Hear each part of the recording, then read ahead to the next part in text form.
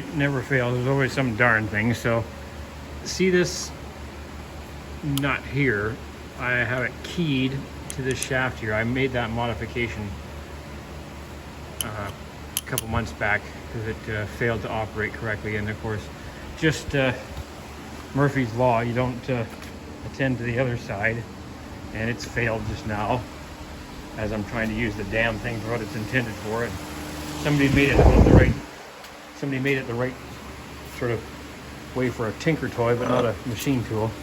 They did a good job everywhere else, but I just don't know why they went so silly when it got to this end. So we got the screw, and then a thrust washer goes on top of that, so that altitude there, and then the end plate goes on down over the shaft next, bearing against the thrust washer.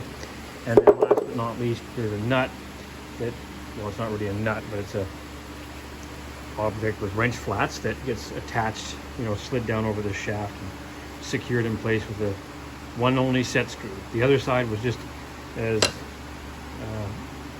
you know, round as can be. This side, somebody, what I would accuse to be inexpertly ground some flats with a set screw to bear against, and heaven only knows why the flats would extend to the end there, but okay.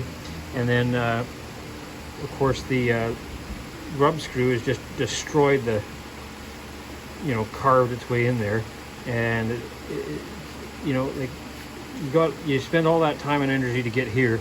Why wouldn't you just put a key in there, or, you know, heaven forbid, you know, cross drill it and put a roll pin through it? Would have transmitted more torque than you know, the whatever size set screw that was. It's just, you know, creating a nice little ticking time bomb for the next poor guy that's got to fix it right in the middle of the project. All right, so we dug through some of the key stock, and it looks like we're gonna have to use the 1/8 inch. Great.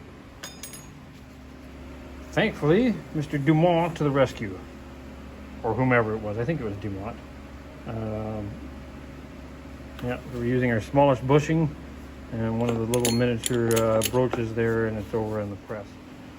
Well, I hope it's got enough power to do the job.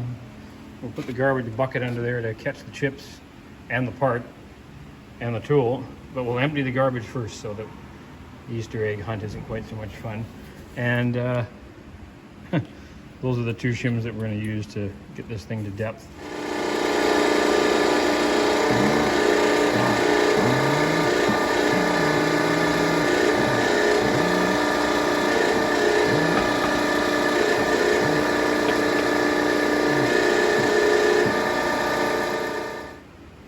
Nope, just have to use the one little brass shim.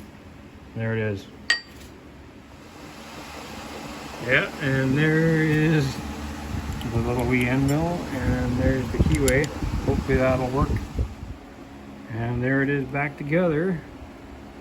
It's not too bad all in all. I wanted that key to fill up the keyways top and bottom, and it does. There's not too much extra room there, so I know it looks like it's shallow in the shaft, but that's because I had to grind quite a bit off the end of the shaft. It was mushroom from people hammering it on it over the years, so it's a good fit. All right, now that the darn thing's back together, we can get back to work. Get this thing leveled out and carry on.